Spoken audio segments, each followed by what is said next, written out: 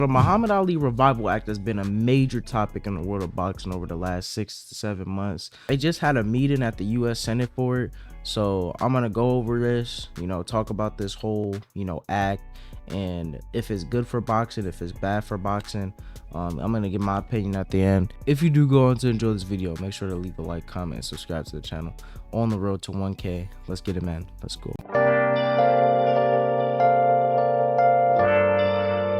So what is the Muhammad Ali Act? Now, the Muhammad Ali Act, it prevents exploitation, limiting long-term contracts to usually just to a year, prevents promoters from forcing fighters into exclusive deals. It separates the roles between managers and promoters, ensuring the promoter cannot act as a boxer's manager to prevent control over both fighters' purse and managerial fees. Also brings ranking transparency, prohibits hidden payments to sanctioning bodies to influence rankings, and require public disclosure of rating criteria. That shit don't work yet. It separates promoter from manager. Supposed to help the rankings. So like you can't just pay people to get higher on the rankings. That's not a thing. But let's be honest, they still be giving favoritism on these rankings. You can't be in an exclusive deal in the sport of boxing. Kind of like UFC. When you're in the UFC, you can't go anywhere else. UFC fighters, when they're gonna go box, it's not possible. I don't remember which fighter, but I remember there was one fighter Jake Paul wanted to fight, but he had just retired from the UFC and he was still under UFC contract. I don't remember which fighter it was, but yeah, basically they're in an exclusive deal, and you can't do that in boxing, which is a good thing. I don't feel like fighters need to be in exclusive deals. Because what if they don't like the promoter, or they don't want to really deal with this promoter after this deal? Usual contracts are like 1 year or even a couple fights. Not really anything too crazy.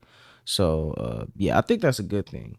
Now, what's the Muhammad Ali Revival Act? The Muhammad Ali Revival Act brings the Unified Boxing Organizations, which introduces a UFC type format to boxing. The UBOs handles rankings, matchmaking, promotion. That's basically what it does, and it's an alternative to the sanctioning bodies. Now, obviously, the sanctioning bodies, the IBF, WBA, WBO, WC, obviously they've had their problems over the years. They're very, like, a lot of them are very corrupt. I can't lie.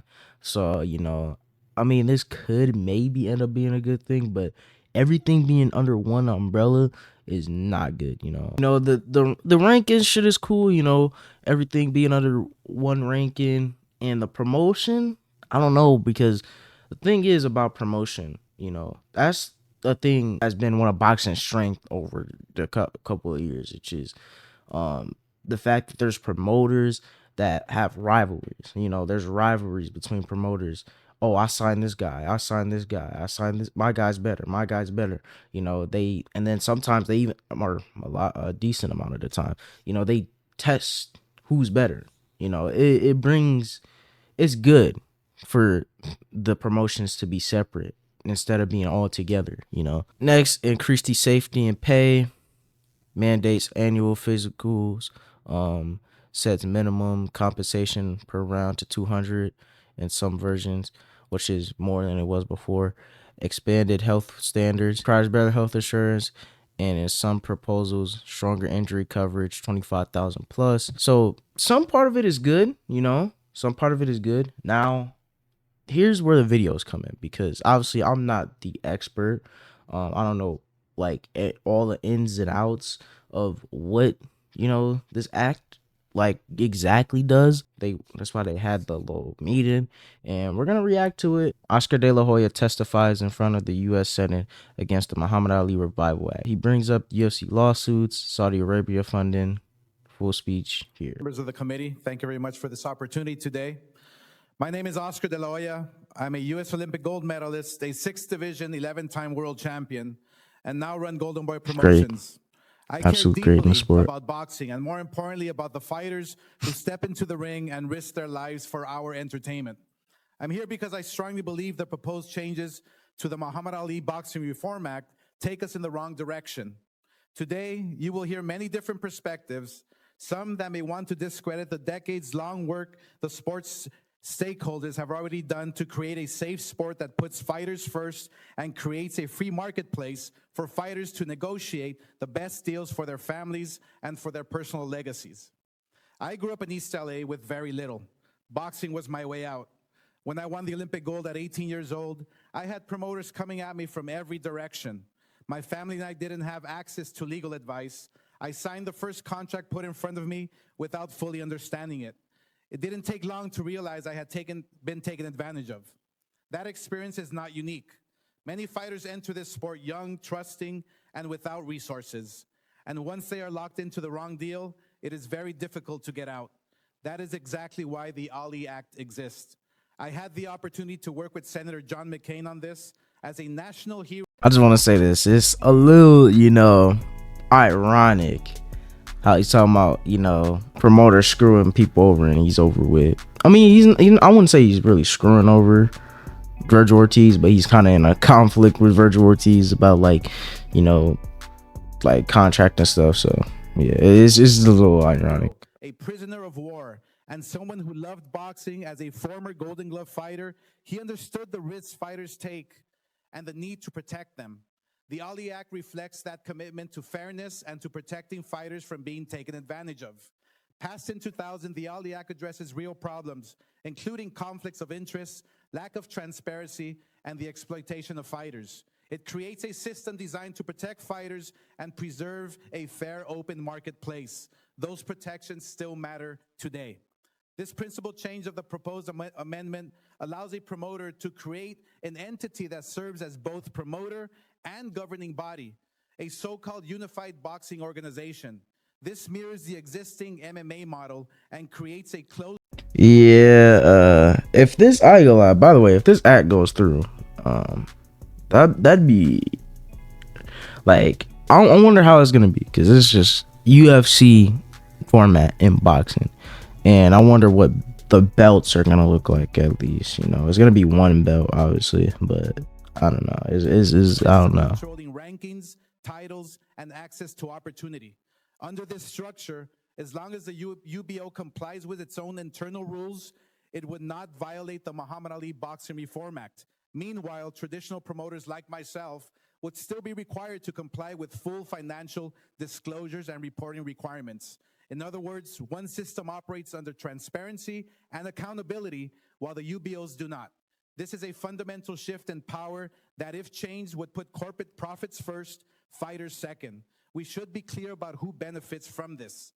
These changes align directly with what Zuffa Boxing and its leadership at TKO Group Holdings have already said they intend to build in boxing, a model similar to the UFC. And we already know what that model looks like, and it does not work for the fighters. The UFC and its parent company agreed to a $375 million antitrust settlement after fighters accused them of suppressing wages and restricting competition. At the same time, Zuffa Boxing is fully funded by the Saudis. We've already seen how that kind of funding reshaped another sport through Live Golf. We should be honest about what is happening. Golf, bro? Come on, gang. That was sports washing, a clear effort to use sports to reshape reputation. Now, players who were drawn in by the money are trying to come back to the PGA Tour, since the league will lose $5 billion in funding. This should serve as a warning. Transparency is just as critical. In current Zuffa contracts, fighters are locked into rigid earning structures with little to no ability to negotiate, including media rights, ticket sales, and sponsorships, while fighters are limited to guaranteed purses and discretionary bonuses, with only narrow participation in upside revenue. As an independent contractor, fighters won't have leverage when one system controls all opportunities. Under current law, fighters already have the right to see the financials behind every event they headline, giving them a fair opportunity to negotiate their compensation. I also want to address safety. The proposed changes suggest improved protections, but boxing already has strong safeguards in place and existing protections, including health insurance for injuries and life insurance for fighters' families. Commissions and promoters ensure fighters are medically cleared and cover related costs. If this proposal is truly about protecting fighters, why are MMA athletes not included at all? They compete in a similar dangerous sport, yet they are completely excluded. That raises serious concerns about whether it's truly about protection or about restructuring control of boxing. Fighters deserve real protection and real opportunity, not have to fight the system as well. If this bill passes, fighters will have fewer choices, less leverage, and less control over their careers. And when that happens, it will not be the sport that failed them. It will be us. Thank you very much. Hey, he was spinning, bro. He was spinning. Honestly, I mean, yeah, I can see his point on why he doesn't want it passed now. Because I remember I originally, read the act. I was like, man, this don't sound bad for boxing. But if it genuinely, gives the fighters fewer options, they don't have controls over their careers. It's bad, it's bad, because boxing has always been a sport where, well, not always, but like since the Muhammad Ali Act got passed, where you're basically controlling your career a lot of times. And even still, there's still been promoters that still fleece fighters. There's still, promoters that, don't let boxers control their career. So, it's still a problem even with the Ali Act, here. But I'm saying, if there's a whole nother act that just undermines that completely, then, oh yeah, that's pretty bad. That's pretty bad. But we're going to see Nick Khan's point of view. Let's see. My name is Nick Khan. I'm president of WWE. I help to run Zuffa Boxing, and I'm a board member of our parent company, TKO Group Holdings. I'm also a lifelong fan of boxing, which makes the current state of the sport all the more difficult to witness. Stop it. So first of all, stop it. Boxing is beautiful right now. Like, let's be honest. Like, I feel like when people talk about the things where it's like, oh, no one wants to fight each other, oh, this, that, you're talking about 2021. You're talking about 2019 to like 2022, bruh. After 2023, we see all the huge fights. I mean, obviously there's some we missed out on, but we still see a good amount of huge fights. So we see good cards. Not only is this disrespectful to the sport for people to be like, oh, look at the current state, when the current state it's good. We're in a good space of the sport. We're in a really good space in the sport, so not only is that disrespectful to the sport, that's disrespectful to Ring Magazine and Riyadh Season. You're just undermining everything they've done in the last couple of years, and this is supposed to be the guys that are funding you guys, but you're sneak dissing them basically. Oh, the current state of boxing is bad, bro. What about all the great cards they have given us in the last 3-4 years? Like, come on, bro. And also the other great promotional companies like Matchroom and Golden Boy. Act in 2000, it diagnosed a serious problem with the sport. This committee now has the opportunity to remedy that problem and restore one of the great American sporting institutions. It may sound odd to some people in this room, but there was a time not long ago when boxing in America was bigger than football and basketball. 50 years ago, when Rocky came out during the 1976 bicentennial, boxing was the most culturally dominant sport in America. They just did more boxing back then. Like, a lot of people, they don't grow up doing boxing. A lot of people grow up, they play football, they play basketball, because those are some major sports. People just try those more than they try boxing. So I mean, I feel like that's a factor too. Not really just, oh, look at what boxing has become. It's just people just not really decided to box. They see other sports and they're like, okay, let's try these, because not everyone wants to fight, bro. An unheard of pace today. 2 years prior, Ali knocked out George Foreman in the Rumble in the Jungle, which was broadcast to over 700 million people worldwide. Damn. 1976 was also the year Sugar Ray Leonard won gold in Montreal. A mere 4 years later, in 1980, Sugar Ray Leonard earned $8 million for a single fight. The average NFL salary in 1980 was $80,000. Talent follows money. The best athletes in America chose boxing then. The 1984 Los Angeles Summer Olympics perfectly encapsulates boxing before its precipitous decline. 9 Americans won gold Decline. medals in boxing in 1984. In stark contrast, the U.S. has not won an Olympic gold medal in men's boxing in over 20 years. In fact, it's only won one male gold in boxing in 30 years since the 1996 Olympic Games. Again, Congress diagnosed this problem 26 years ago. Almost every major American sport has a league that sets rules, enforces standards, develops talent, and creates the conditions for stars to. We don't need that in boxing though. We don't need a league, bro. That's what makes boxing so great. Like, it's just different than every other sport. Like, we don't need a huge league. You know, MMA, it was easier to make the UFC and make all the big league and shit because it was literally nothing. It was nothing at the point when the UFC, you know, like, it was literally just basically barely a sport. So of course it's going to be easy to build off that. It's going to be hard to do that here in boxing. Emerge. Boxing has never had that structure. Instead, Which it is has a good. patchwork of sanctioning bodies whose Which is business good. model is charging boxers money for the right to be called champions. When you understand why they need that type of money, like, they're literally a company. They sanction the fights. They scout fighters for rankings. They do all. WBC does charity. You know, the WBC literally helps retired boxers. They help retired boxers, like, win money.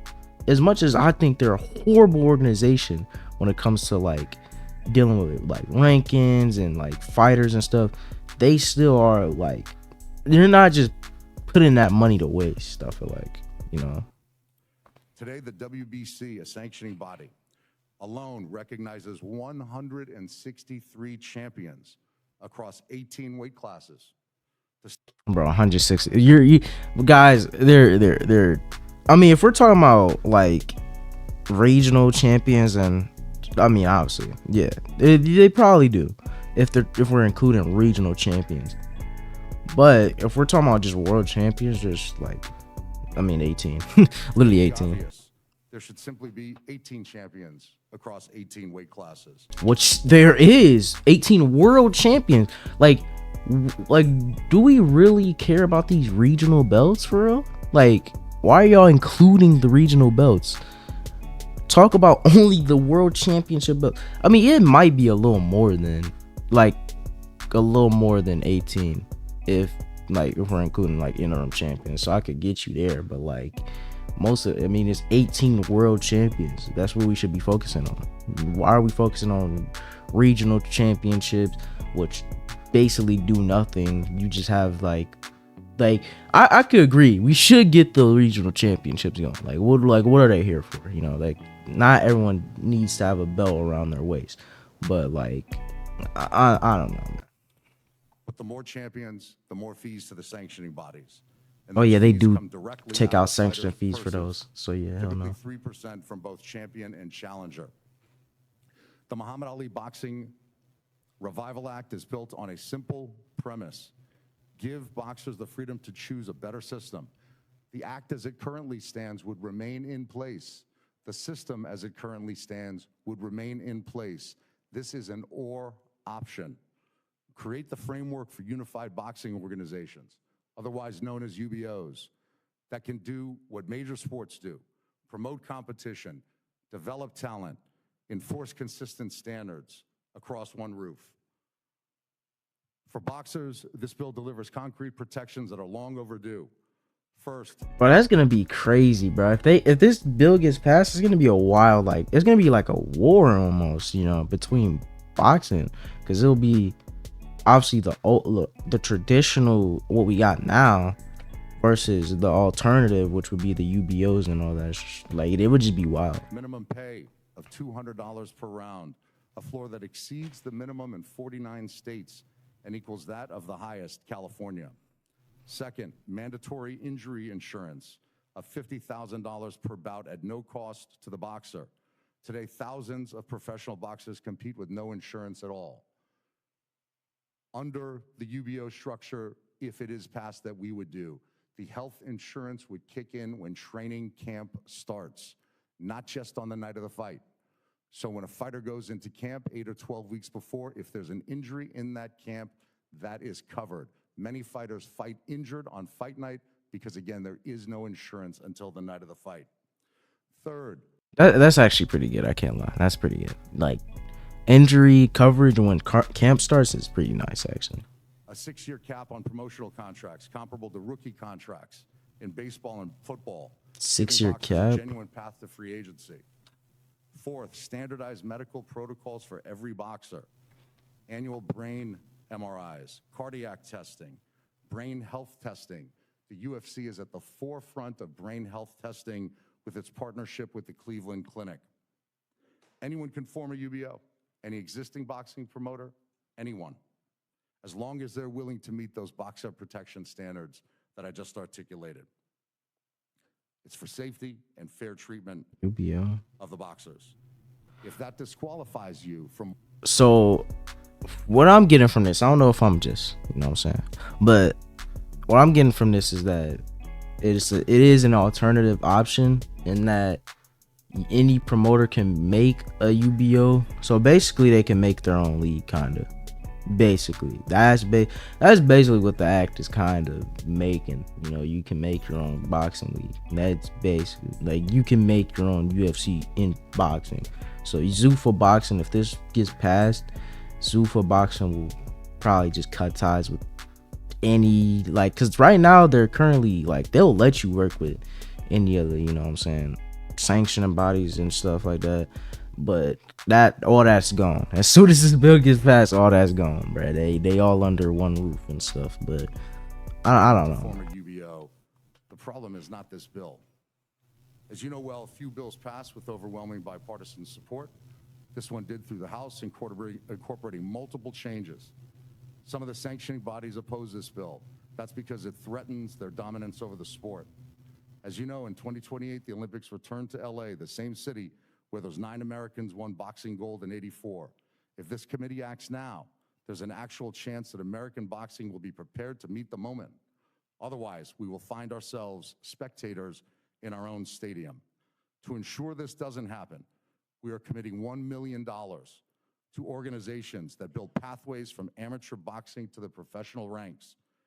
That starts with the Police Athletic Leagues, which has introduced generations of Americans' youth to this sport, including a young Cassius Clay. It's an unconditional commitment because rebuilding boxing starts in the local communities and gyms, and it has to start now. I'm grateful for your time. I'm grateful for this committee's commitment, and I welcome any questions. I mean, it don't sound too bad. Let me read some of these comments. WBC got 163 champs alone. WBA, WO, IBF got whatever, 50, 150 each. They're killing the sport. There's still 3% from the fighters. Boxers' pay is going down, not up. How are new fans supposed to keep up with 500 champs in 18 divisions? I mean, bro, there's like, once again, bro, there's 4 main belts in each weight class. It's not like, I feel like people complicate it more than they have to. Like all those continental belts, you literally just don't have to worry about those. Like just eliminate that from your brain. All you need to worry about is the actual championships, the WA, WO, IBF, WC, and maybe the interim champions. Maybe. But if you don't care about interim champions, you could look at that as like a glorified number 1 contender. That's what I look at it as. A glorified number 1 contender. Because yeah, okay, they got a belt, they're interim, this, that. I'm just looking at them as a number 1 contender. Not really anything too crazy. I feel like people make it harder than it has to be. Are there too many champions? Yes. But these scumbags never want to discuss revenue sharing, which is the most important aspect. There's a reason why UFC guys all want to box. Yeah, he didn't address that at all, by the way. He didn't address that at all. Is if that's going to be in the UBOs. So, I don't know, man. I don't know. It's a little interesting. Nico Ali Walsh. I'm a professional boxer and the grandson of Muhammad Ali. I'm here as someone whose name is directly tied to the Muhammad Ali Boxing Reform Act. not just as a fighter affected by it, but as part of the legacy that law represents. To build on Mr. De La Hoya's statements, fighters are labeled independent contractors. As a result, people say fighters will have options, that we can just go elsewhere. But when the same company controls who you fight, how you're promoted, and whether fans ever see you, it's not much of a choice. When one system controls access, choice becomes theoretical, not real. The Ali Act was built on a simple principle. The people controlling fighters should not also control the entire marketplace those fighters depend on. That separation exists to prevent conflicts of interest and exploitation. The new Muhammad Ali Boxing Revival Act would undermine that principle. By allowing one entity to operate across promotion, management, and matchmaking, it removes independence.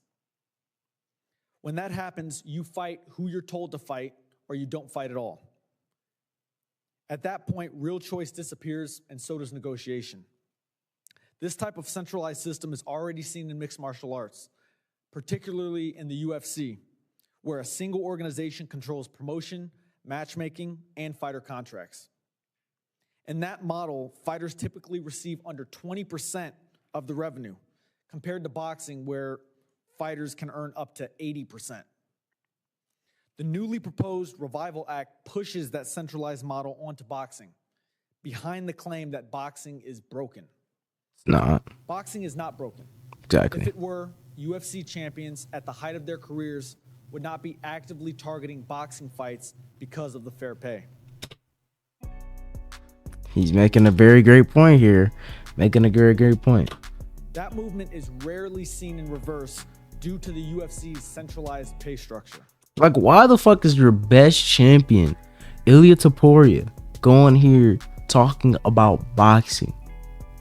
Alex Pereira talking about boxing. Like, these people want to go box. Want to know why? Because this freaking payday they're gonna get. They're gonna get the fair payday.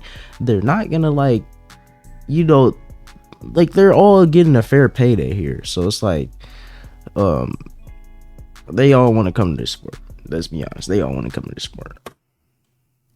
Boxing has never been perfect. Of course. But one of its strengths has always been competition. Multiple promoters competing for fighters creates leverage and fair market value. When that competition is consolidated to one system, leverage disappears. This isn't abstract. I'm living it. Fighters understand that speaking up can come with severe professional consequences. Yeah, that. Oh, yeah. You know, I just thought about that. If this bill goes through, and let's say, I mean, since it's an alternative option, I'm not really opposed to the bill actually going through. If it's actually an alternative option, if you could stay doing what we're currently doing, and they can do whatever they want over there, okay, that's like, I mean, I don't see a problem with it. But like, now if it becomes like the main thing, I don't know, man. I don't know. But yeah, I also thought about that. Boxers, when they get all these offers and all these things from different promoters, it does bring leverage, because one promoter might pay more than another promoter, and you know, one may have better benefits or whatever. If a UBO exists, that doesn't exist. You don't have leverage to, you know, to just go elsewhere. If you get a bad offer here, you don't get leverage to go elsewhere. Yeah. That reality creates silence, and that silence is part of the system. I've personally benefited from the protections that exist today. After one of my fights, I was notified that my opponent tested positive for performance-enhancing drugs. That fight was ruled a no contest. That process, testing, enforcement, and oversight worked, and it protected me. In another fight, I suffered a severe shoulder injury in the ring that required surgery shortly after. The current system ensured I received immediate medical attention and proper care throughout my recovery. These are real examples of the system working to protect fighters. That's the point. Protection should be strengthened, especially around health and safety, but not used as justification to restructure the sport in a way that removes power from fighters. Mm. The bill that the House has passed should not be adopted. We can protect fighters more effectively than we do today without concentrating control over them. If this bill is passed in its current form, it should not have my grandfather's name on it, as it would betray the principles that his act was created to protect. He fought for dignity outside the ring. This is about dignity inside it. Fighters should not have to choose between their careers and their rights. 55 years ago this year, my grandfather's name appeared on these grounds before this government, and he took a stand for what he believed in. He did it knowing there would be consequences. He did it knowing it could cost him everything. And this country, at its best, recognized the principle behind that stand. Today, I'm here decades later in that same spirit, not as a symbol, but as a fighter living through the reality of this system. This moment is not about the past. It's about whether we continue to stand on those same principles now. And I believe we will. Thank you, guys. I ain't gonna lie, he was spitting at the end when he said, if this bill goes through, it should not have my grandfather's name on it. Oh my gosh. I ain't gonna lie, Nico, I ain't gonna lie, you was spitting, bro. So in turn, is this good for boxing or is it bad for boxing? I'm kind of in the middle here. I'm gonna be honest. Like, of course, the better healthcare is good. You know, the health insurance starting at camp, you know, starting when training camp starts, that's really good, you know, but everything else is kind of a negative, bro. Like, I get the one belt thing, I don't exactly mind too much. Like, I don't mind it too much, but like everything else just seems like a negative, you know, with a sanctioning body and a promoter and rank, like matchmaker, all being under one umbrella. It don't seem really too good, you know. Like I said earlier, one of the main things that fighters have power over is like where they go, what promotion company they go to.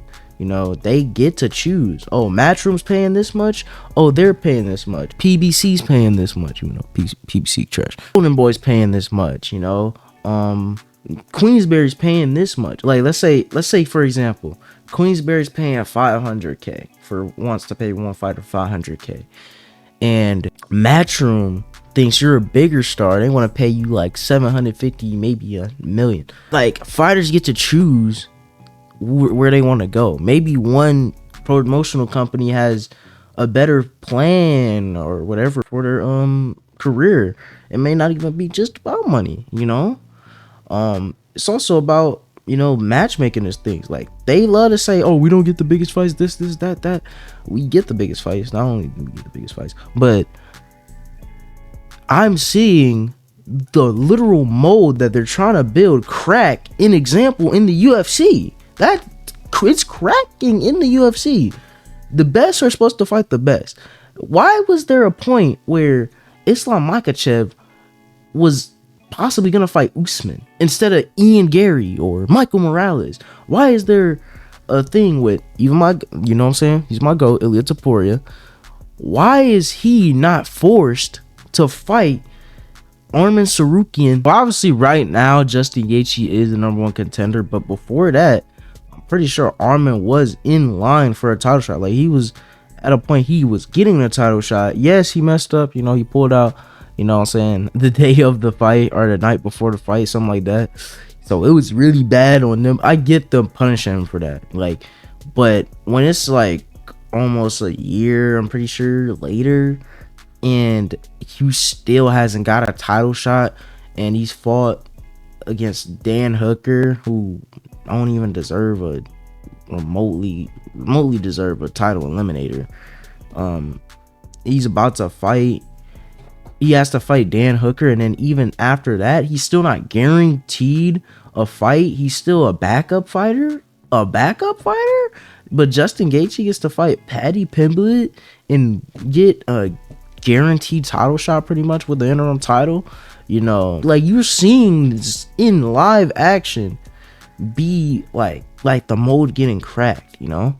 So it's like that's cool. Like they want to talk about all this UFC style, it just works 100% of the time. There's still problems even with that UFC style of you know, organization and matchmaking, you know. So yeah, I think I feel like it's more negatives than positives with this act. So I'd say it's probably bad for boxing. I can't lie.